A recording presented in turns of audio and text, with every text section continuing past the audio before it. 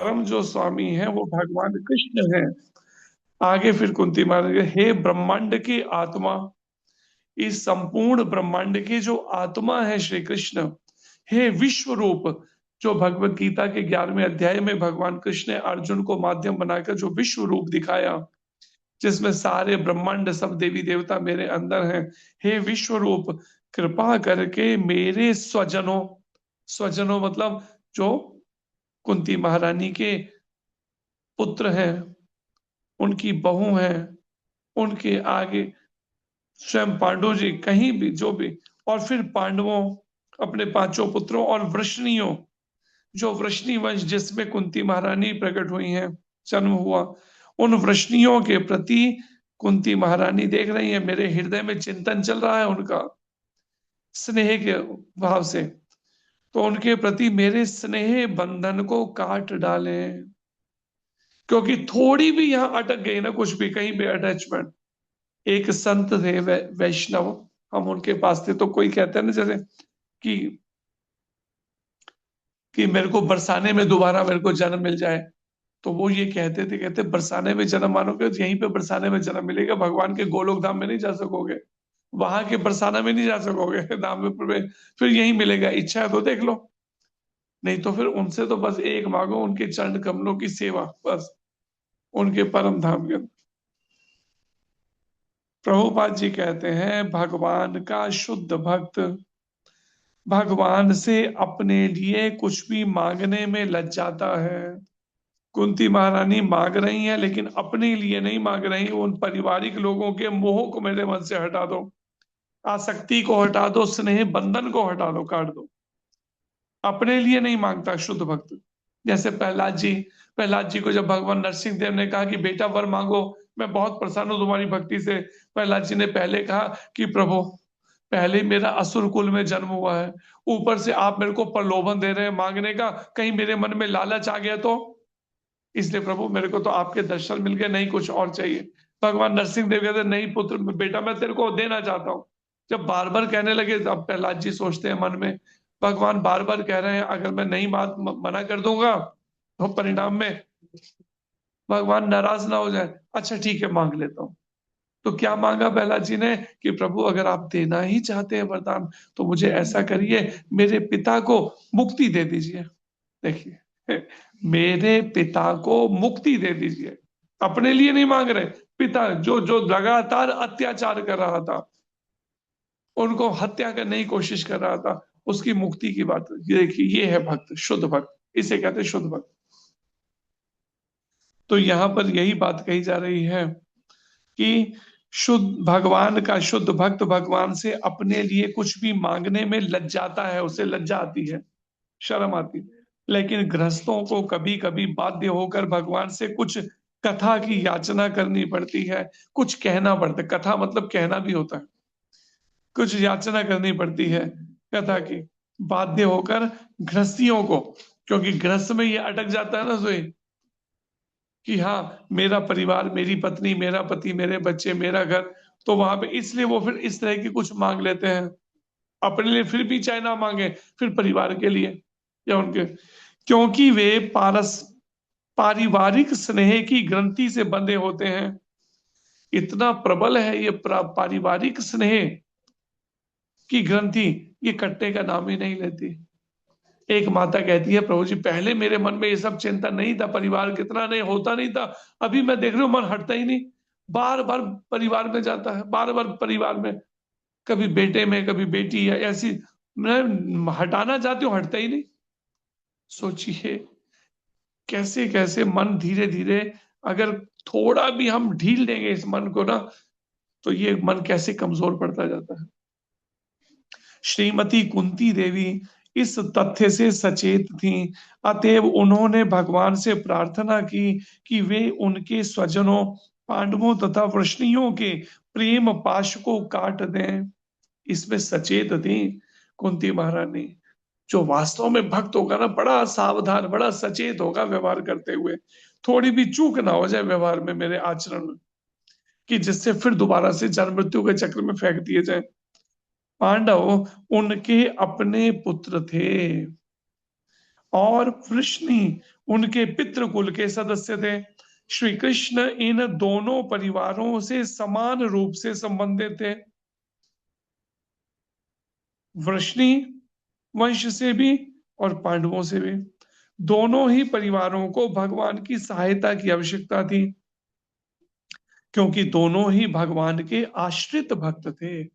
दोनों ही भगवान के आश्रित भक्त थे।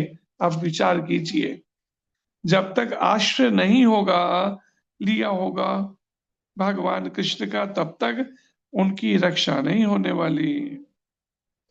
दोनों ही भगवान के आश्रित भक्त थे। श्रीमती कुंती देवी की इच्छा थी कि श्री कृष्ण उनके पुत्रों अर्थात पांडवों के साथ रहें, लेकिन श्री कृष्ण के ऐसा करने से कुंती के पितृकुल के लोग इस लाभ से वंचित रह जाते। विचार कीजिए, कैसी दुविधा है। कुंती महारानी चाहती हैं मेरे पुत्रों पे पास रहेंगे तो मेरे पितृकुल के वृष्णि वंश के जो अन्य सदस्य उनको संग नहीं मिलेगा, अगर उनके लिए करती हूं तो फिर मेरे पुत्र रह जाएंगे। अब वो वृष्णि वंश के सभी कहां पर हैं? वो इस समय है द्वारिका में, और पांडु हैं हस्तिनापुर में, और बीच में कितने हजार किलोमीटर की दूरी है, जरा सोचिए। अब विचार कीजिए कुंती महारानी की दुविधा, जिनका दोनों जगह पे स्नेह पाश से बंधी है ना। कभी उधर को मन जाता है कि वहां भगवान रहे, तो कभी चाहता है इनकी रक्षा करें यहाँ रह के पांडवों की। और बेचारी समझ नहीं पा रही, इसलिए प्रार्थना करती है मेरे स्नेह के उस बंधन को ही काट दो, ना इधर ना उधर के बीच में ही हो जाए बिल्कुल ना। आपको जो स्वतंत्र आप चाहें वैसा करें। लेकिन अभी स्नेह बंधन कटा नहीं है कुंती महारानी का। और फिर आगे प्रभुपाद जी कहते हैं, ऐसे में यह सब पक्षपात कुंती के मन को दुख देने वाला था।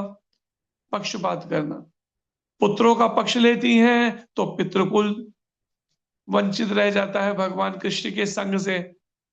अगर वृष्णि वंशियों का पक्ष लेती हैं तो अपने पुत्र वंचित रह जाते हैं कृष्ण के, भगवान कृष्ण के संरक्षण। अतएव उन्होंने इच्छा व्यक्त की कि यह स्नेह बंधन विच्छिन्न हो जाए, बंधन ही कट जाए स्नेह का, ये मन में जो पड़ा हुआ है। और कितना कठिन है गृहस्थियों के लिए बंधन काटना, जरा सोचो। कुंती महारानी देखो नहीं काट पा रही अपने आप से, तो बाकी जो सोचते हैं जी, कई हमें कहते हैं माता के तो हमारा तो प्रभु जी मोह ही नहीं है, बिल्कुल हमारा तो मोह ही खत्म हो गया। मैं मैं कहता हूँ मोह खत्म हो गया तो कर क्या रही हो वहां पर, ये तो बताओ जरा। उस घर के अंदर जब मोह ही नहीं है तो उस घर के दरवाजे पे जाती ही क्यों, वहां पर करने क्या जाती हो? अब चुप, अब बोलती बंद, अब मुंह पे टेप लग गई, अब नहीं जवाब कोई। प्रभु जी मेरा तो मोह ही खत्म हो गया, मेरा तो मोह ही खत्म हो। कैसे बोल, महाराज जी कहते हैं ना सारे शरीर में कहीं मोटी हड्डी है कहीं पतली हड्डी है, एक जबानी ऐसी है जिसमें कोई हड्डी ही नहीं है, कैसे भी घुमा लो, चला दो बस इसको जबान को। लेकिन वास्तविकता में आचरण करने पे तब पता चलता है कि कितना मोह है और कितना मोह नहीं है। कुंती महारानी तक की गांठ अटक गई है स्नेह के बंधन में, जिस कारण से मोक्ष का रास्ता अटक रहा है, भगवत प्राप्ति का रास्ता। इसलिए उसे प्रार्थना करनी पड़ रही है। शुद्ध भक्त अपने परिवार के सीमित स्नेह बंधन को विच्छिन्न करके समस्त विस्मृत आत्माओं के लिए अपनी भक्तिमय सेवा का विस्तार करता है। अब शुद्ध भक्त क्या करता है? शुद्ध भक्त करता है भगवान की ऐसी प्रेमा भक्ति के द्वारा अपने स्नेह बंधन को तो तोड़ देता है शारीरिक संबंधों के, और परिणाम में सभी आत्माओं के प्रति भक्तिमय सेवा का स्नेह बंधन बना के बैठ जाता है। सबके प्रति बना लेगा लेकिन अपना वाला बंधन छोड़ दिया।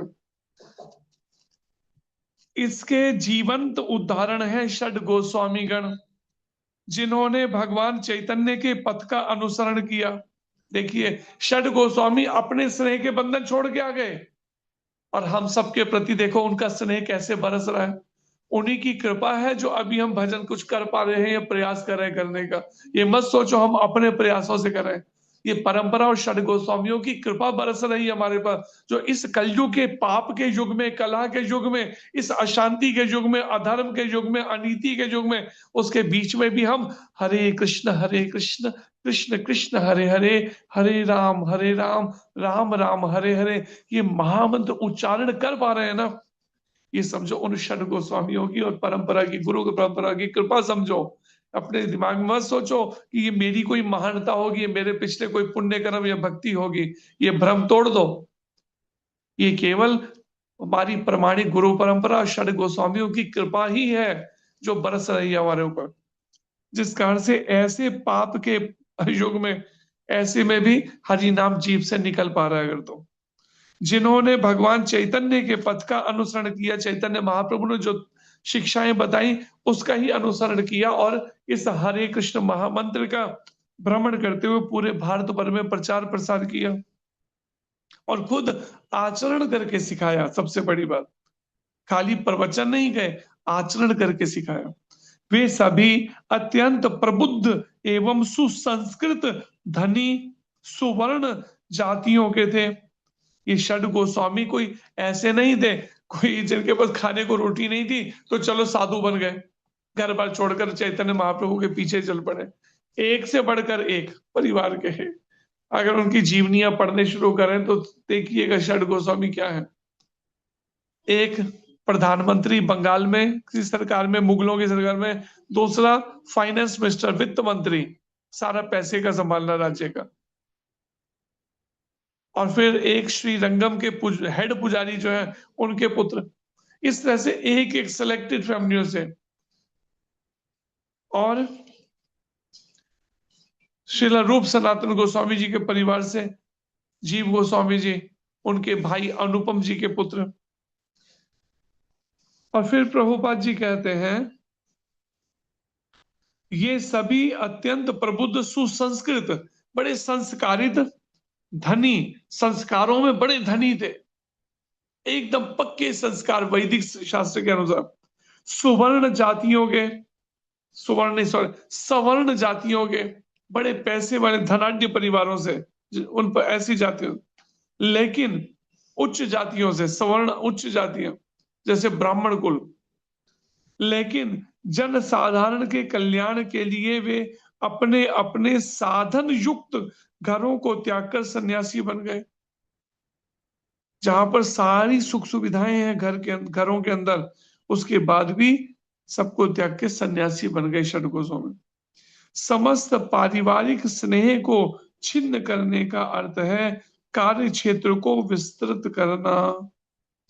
पारिवारिक स्नेह को छिन्न करने का मतलब ये नहीं है कि छोड़कर परिवार को जंगलों में भाग जाना या हिमालय की चोटी पे, एवरेस्ट पे चढ़ जाना, ये नहीं है। प्रभुपाद जी कह रहे हैं समस्त पारिवारिक स्नेह को छिन्न करने का अर्थ है अपना जो कार्य क्षेत्र है, दायरा है, जो ड्यूटीज निभाने का, कर्तव्य का, उसको और विस्तृत कर देना। अभी तक कितना था मेरा दायरा? मैं, मेरी पत्नी, मेरे बच्चे, बस। या फिर मैं, मेरी पत्नी, मेरे बच्चे और मेरा बिजनेस, फिनिश, या जॉब। लेकिन अब दायरा क्या हो गया? मैं, मेरी पत्नी, मेरे बच्चे, मेरा बिजनेस या जॉब के अलावा वो समस्त वैष्णव जन और समाज के वो सब लोग, संसार के, उन सबको भी, वो भी मेरा ही तो परिवार है। वसुधैव कुटुंबकम में आता है। अपने सोचने के उसको और अधिक विस्तृत कर देना। ऐसा किए बिना कोई ना तो ब्राह्मण बनने के योग्य बन हो सकता है, ना राजा, ना जनता का नेता, ना भगवत भक्त। विचार कीजिए। तो वो ना तो ब्राह्मण बनने के योग्य, ना राजा बनने के योग्य है वो, ना जनता का नेता बनने के योग्य है, और ना भगवान का भक्त बनने के योग्य है। भगवान ने आदर्श राजा के रूप में इसका दृष्टांत प्रस्तुत किया है। श्री रामचंद्र ने आदर्श राजा के गुणों को प्रकट करने के लिए अपनी प्रिय पत्नी से स्नेह बंधन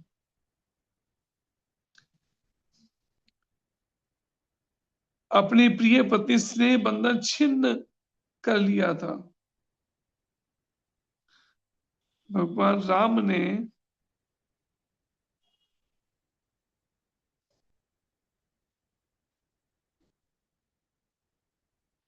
और इसमें विचार करिए, प्रभुपाद जी कहते हैं ब्राह्मण, भक्त, राजा या जन नेता को अपने अपने कर्तव्य पालन में उदार चेता होना चाहिए।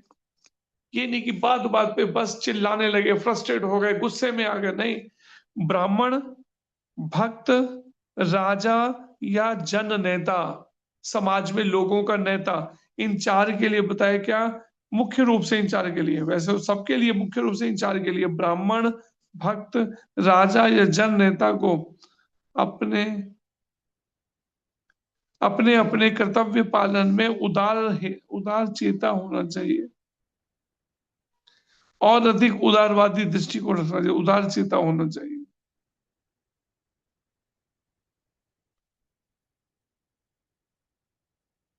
श्रीमती कुंती देवी इस तथ्य से अवगत थी, और अबला होने के कारण उन्होंने पारिवारिक स्नेह के बंधन को विच्छिन्न करने के लिए प्रार्थना की। भगवान को विश्वेश या विश्वात्मा कहकर संबोधित किया गया है, जो पारिवारिक प्रेम की कठिन ग्रंथि को काटने में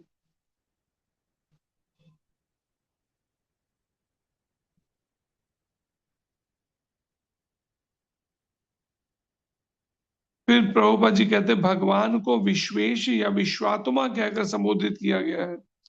सारे विश्व की आत्मा और विश्वेश, सारे विश्व के ईश्वर, जो पारिवारिक प्रेम की कठिन ग्रंथि को काटने में उनकी सर्वशक्तिमयी क्षमता को बताने वाला है।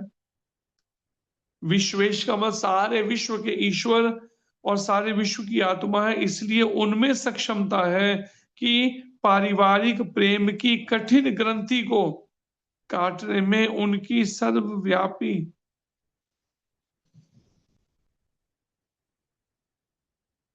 काटने में उनकी सर्वशक्तिमयी क्षमता को बताने वाला। सर्वशक्तिमयी क्षमता कैसी होंगी? इसीलिए कभी कभी ऐसा अनुभव किया जाता है कि निर्बल भक्त के प्रति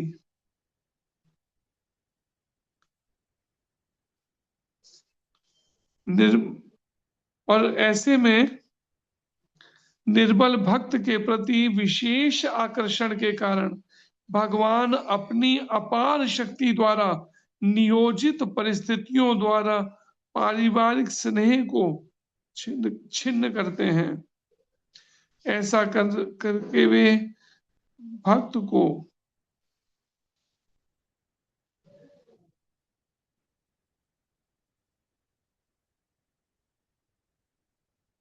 ऐसा करके एक तरह से भक्त की भी परीक्षा है। भक्त को अपने ऊपर पूर्ण रूप से आश्रित बनाकर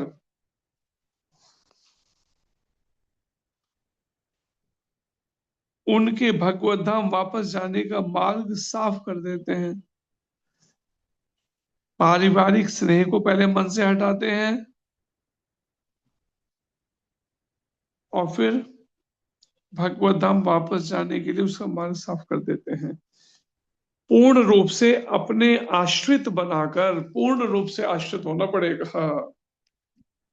वे भक्त को अपने ऊपर पूर्ण रूप से आश्रित बनाकर, विचार कीजिए, जब तक पूर्ण रूप से आश्रित नहीं होते तब तक संभव नहीं है भगवत धाम जाने के लिए सिलेक्शन। अभी तो पहले प्रमाणिक गुरु की ही सिलेक्शन मैंट का है, और फिर भगवत धाम की सिलेक्शन का तो बात ही एक डिफरेंट है। वो तो पहले एक सिलेक्शन यहाँ की तो हो जाए पहले, जो अटकी हुई है।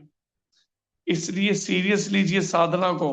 ये मत सोचिए कि घर में कौन सा महाराज जी देखने वाले हैं, हम उठे नहीं उठे, ठीक है ऑन कर दिया और फिर सो गए। उसके बाद 7 बजे जब क्लास खत्म करनी हो, 6:45 जाग जाएंगे, फिर दोबारा अलार्म लगा लेते हैं, 6:45 फिर ज्वाइन कर देंगे चेहरा दिखाने के लिए, हो गया। लेकिन ये भूल रहे हैं कि हृदय में परमात्मा बैठे, सब नोट कर रहे हैं।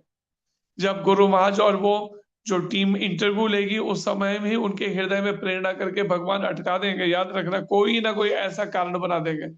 जैसे अभी दो माताओं का फोन आया था हमारे पास में, तो उनका उन 31 में से दो या तीन का नाम अटक गया है, तीन जनों का। अभी से उनको जवाब आ गए, फोन आ गए कि आप लोगों ने यहाँ पर अभी कमी छोड़ दी है, इसलिए अगले साल तक इंतजार करनी पड़ेगी। अब बताइए। इसलिए कोई भी छिपाव नहीं चलेगा। हम सोचे ना कि छिपाव रख के चल जाएगा, ये भ्रम छोड़ दें, उसका रिएक्शन अपने आप ही भोगना पड़ जाएगा। इसलिए सीरियस लीजिए। कोई अभी बचाइए तो हेल्प ले सकते हैं कभी भी, फिर बाद में नहीं कहिएगा उस समय में अटकने पे। इसलिए जो ठीक से अगर सीरियस नहीं रहते, उनको मुश्किल आएगी बाद में, याद रखिएगा। हरे कृष्णा। धन्यवाद सभी का। हरे कृष्णा, बहुत बहुत धन्यवाद प्रभु जी आपका। हरे कृष्णा। जी प्रभु जी, प्रश्न उत्तर ले सकते हैं। जी। जी, चंपा रानी माता जी, अनम्यूट कीजिए। हरे कृष्णा माता जी। हरे कृष्णा प्रभु जी, धन्यवाद प्रणाम। हरे कृष्ण जी। प्रभु जी कॉल कर सकती हूँ बाद में? हाँ जी, कर सकते हैं। हरे कृष्णा प्रभु जी, धन्यवाद। हरे कृष्ण। जी, शक्तिमती माता जी, अनम्यूट कीजिए। हरे कृष्णा प्रभु जी। हरे कृष्णा माता जी, धन्यवाद प्रणाम। हरे प्रभु कृष्ण। जी, मुझे ये पूछना था कि जो यहाँ पे वृष्णि वंशी दिया हुआ है, ये समझ नहीं आ रहा, ये कौन थे वृष्णि? वृष्णि, वृष्णि वंश, ये जो वृष्णि। यादवों का था, यदुवंश और वृष्णि वंश, दो अलग अलग वंश चल रहे थे। उन वंशों के दोनों जो मिक्स, वो भगवान कृष्ण के समय उस परिवार में, जो वसुदेव जी का कह लीजिए, एक तरफ का था यदुवंश, एक तरफ का था वृष्णि वंश, ऐसे भी समझ सकते हैं। तो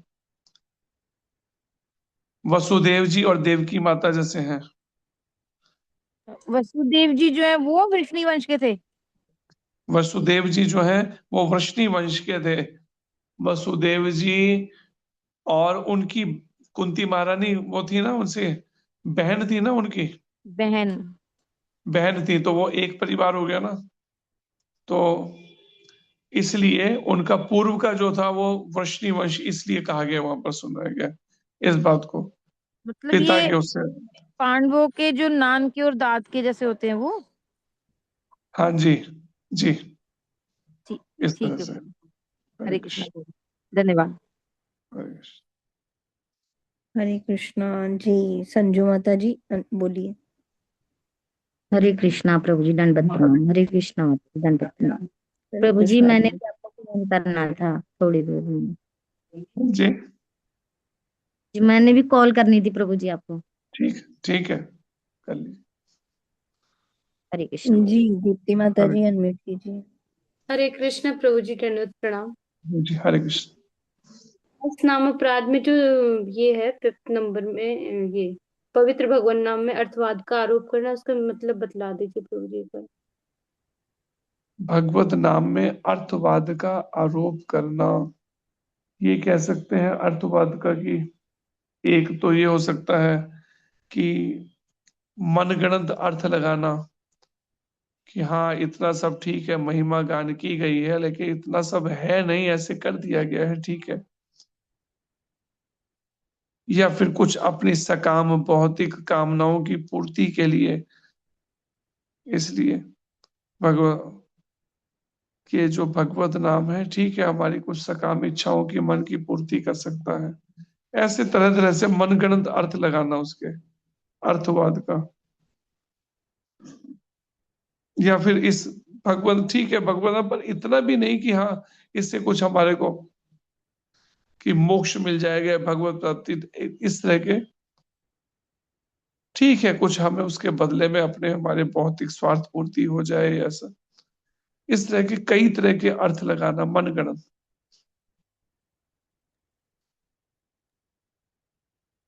हरे कृष्णा इस प्रभु। तरह। हरे कृष्ण। महामंत्र में हरे कृष्णा है, हरे राम में राम का मतलब बतला दीजिए प्रभु जी। राम शब्द का अर्थ है स्ट्रीम प्लेजर, आनंद के जो आगार हैं, आगार मतलब जहां से आनंद प्रकट हुआ है, उत्पन्न हुआ है। एक होता है भंडार, एक होता है आगार। ये आगार एक तरह से अर्थ शब्द है जहां से उद्गम है। आगार मतलब उद्गम। जैसे गंगोत्री जो है, गंगा जी आ रही है गंगोत्री से, लेकिन गंगोत्री जो है वो उद्गम नहीं है, उसका उद्गम है गोमुख। गोमुख से निकली है, तो वहां से आ रहे हैं। तो इसी तरह से जो आगार, राम शब्द का जो आनंद के आगार है, हर व्यक्ति सुख चाहता है, लेकिन ये सुख और दुख तो टेम्परेरी है, लेकिन आनंद जो है वो शाश्वत होता है। उसमें वो आनंद से कभी उसका दुख में आना नहीं होता, फिर कभी 24। उस आनंद के आगार हैं भगवान श्री कृष्ण। उन्हीं के लिए संबोधन है, क्योंकि भगवान कृष्ण आनंद के आगार हैं। इसलिए गर्ग मुनि जी ने जब नामकरण किया तो उस समय क्या कहा नंद बाबा को, कि एक समय ये राम रूप में भी जाना जाता था। इनका एक राम रूप भी था किसी समय, किसी युग में, ऐसे करके दिया उस समय में, उन्होंने कहा था गर्ग मुनि जी ने। लेकिन इनका वास्तव में जो नाम वो कृष्ण ही है, ओरिजिनल नेम जो इनका फर्स्ट। तो राम शब्द, कृष्ण शब्द का अर्थ है सर्व आकर्षक, ऑल अट्रैक्टिव। लेकिन राम शब्द का है आनंद के आगार, और हरे भगवान की आह्लादनी शक्ति, आनंद देने वाली शक्ति श्रीमती राधा रानी। हरे कृष्ण। हरे कृष्ण प्रभु जी। एक और मैंने आपको पेज क्लिक करके भेजा था भक्ति रसामृत सिंधु से। तो उसमें वो क्या था प्रभु जी, जैसे ही उसने खीर के पात्र को छुआ वैसे ही उसकी उंगलियां जल गई, तब उसका ध्यान भंग हुआ। इस तरह हम समझ सकते हैं कि भक्त द्वारा ध्यान में अर्पित की गई वस्तुएं भगवान द्वारा स्वीकार की जाती हैं। प्रभु जी मैंने क्लिक करके आपको भेजा था व्हाट्सएप पे, उसका मतलब समझ में नहीं आया। हाँ, श्री चैतन्य चैतामृत का प्रसंग है वो। श्रीला कृष्णदास कविराज गोस्वामी जी ने वर्णन किया है कि एक ब्राह्मण बहुत ही दरिद्र था, गरीब, मतलब उसके पास धन ही बिल्कुल जैसे है ही नहीं। अब जब है ही नहीं कुछ, तो बेचारा फिर भी किसी से मांगता ही नहीं था कुछ, जैसे जीवन ठीक है जैसे तैसे करके जी रहा था वो ब्राह्मण। तो परिणाम में अब वो अर्चा विग्रहों को भोग लगाना, 56 भोग, तो सोचिए एक भोग भी लगाने के लिए पैसे नहीं थे। तो परिणाम में वो मानसिक सेवा करता था। मनोविग्रह भी कहे जाते हैं ऐसे 7 तरह के विग्रहों में, मनोविग्रह भी। मन से एक मैंने मानकर विग्रह उस स्वरूप को, और फिर उनकी सेवा। तो उसका रोज का नियम था स्नान करके बैठ जाना आसन पर आंखें बंद करके, और मानसिक सेवा करना कि अभी मैं जा रहा हूँ, एक एक तीर्थ से जाकर जल इकट्ठा करके पात्र में लेके आ रहा हूँ, गंगा यमुना सरस्वती कावेरी सिंधु सबसे जल लाकर, और फिर उनको उससे भगवान का अभिषेक करना, विग्रहों का मानसिक सेवा में चलना है। और उनको अभिषेक स्नान कराना, उनको स्नान करा के फिर उनको वस्त्र आभूषण करके सिंहासन पे विराजित करके उनके लिए भोग बनाकर उनको भोग लगाते हुए प्रार्थनाएं करते हुए, इस तरह से रोज का उसका नियम था। एक दिन क्या हुआ, वो सेवा में कहीं विलम्ब हो गया। अब उसने सोचा विलम्ब हो गया, जल्दी जल्दी जल्दी जल्दी उन्होंने स्नान कराया, स्नान करके उनको ड्रेसअप करके उनको सिंहासन में बैठाया, जल्दी भोग बनाने लगा। और भोग बना के जल्दी की लेट हो चुका हूं, आज काफी ऐसे ही खीर ही बना दी, आज खीर ही बना देता हूँ जल्दी बन जाएगी। अब खीर भगवान को भोग लगाने रखी, आंखें बंद करके जब प्रार्थना करके उन्हें मना रहा था कि भोग ग्रहण कर लो, अचानक ध्यान है खीर को तो मैं ठंडा करना ही भूल गया। ये तो खौलती हुई खीर रखते तो उनका तो मुख जल जाएगा भगवान का। और जल्दी से एकदम उन्होंने क्या किया, उन्हें मन में आया ऐसे करता हूँ, खीर को टच करके छू के देखता हूँ गर्म है ठंडी है। जैसे उंगली डाली तो खीर खौलती हुई थी एकदम, उंगली मानसिक सेवा के अंदर ऐसे लगा कि खौलती हुई खीर है मन के भीतर। और उस समय उंगली जोर से खींची और अचानक जब झटका लगा तो एकदम ध्यान भंग हो गया। भंग हुआ तो आंखें खोली तो क्या देखा, उंगली जल गई है वहां से, उतने उंगली का हिस्सा जल गया। वो खीर में मानसिक सेवा के अंदर ही खीर जल गया। उसी समय क्या देखते हैं, सामने वैकुंठ से विमान आया और उनको पार्षद, जो भगवान के धाम के पार्षद है, उनको विमान पे बैठा के ले गए। और कलयुग की ये घटना है, सतयुग त्रेता द्वापर की नहीं है। तो ये वर्णन उसमें श्रीला कृष्णदास कविराज जी ने किया है चैतन्य चैतामृत ग्रंथ में, बताने के लिए कि मानसिक सेवा भी भगवान स्वीकार करते हैं। ये बात वहां पे बताई गई। हरे प्रभु जी कृष्ण। नाम क्या बताया आपने इनका जो? नाम मैंने बताया ही नहीं तो कहां से, एक ब्राह्मण करके वहां पे लिखा हुआ है, ब्राह्मण का नाम नहीं वहां पे दिया गया, तो ब्राह्मण। थैंक यू सो मच प्रभु जी, आपने बहुत अच्छा किया। हरे कृष्णा, दंडवत प्रणाम। हरे कृष्णा जी। अजीत प्रभु जी अनम्यूट कीजिए। प्रभु जी हरे कृष्ण, दंडवत प्रणाम। जी तो हरे कृष्ण।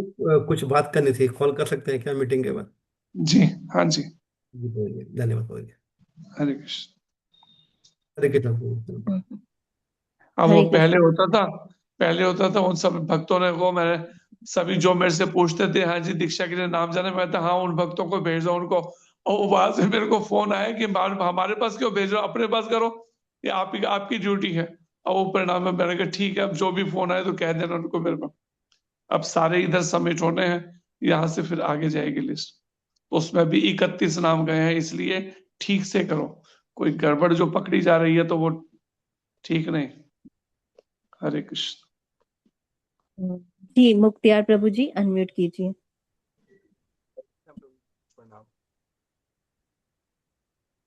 बोलिए प्रभु जी, आवाज नहीं आ रहा आपको। आवाज आ रही है? हरे कृष्णा। हरे कृष्ण जी हाँ जी। प्रभु जी, ये आपने बताया था कि इन इन लोगों को विनम्र होना चाहिए, जिसमें जो मैं लिख पाया था वो 3 जने ही थे, तो चौथा मेरे को नहीं पता क्या है, जिसमें ब्राह्मण, भक्त और राजा, चौथा कौन से थे प्रभु जी? इनको विनम्र होना चाहिए। हाँ जी, हाँ जी। जन नेता। जन नेता।